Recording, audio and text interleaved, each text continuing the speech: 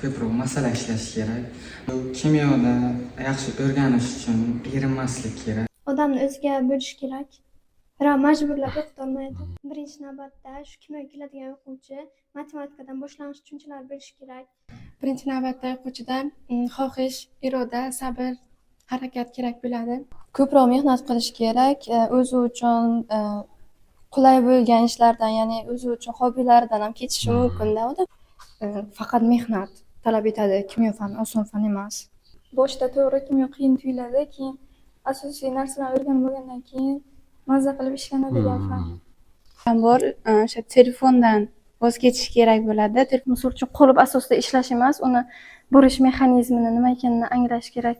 Qanchalik kuchli o'quvchilar bilan o'qisang qiynalasan, lekin rivojlanasan degan gapni eshitganman. O'tilgan narsalar oddiydan murakkabga qarab o'rganish kerak. Qo'rqmasdan eng pastidan boshlash kerak. Oson masalalardan ishlab rivojlantirish kerak o'zini. Fanga bo'lgan qiziqish, tasavvur qilib berish kerak. Tashlab ketmaslik kerak har qanaqa holatda ham.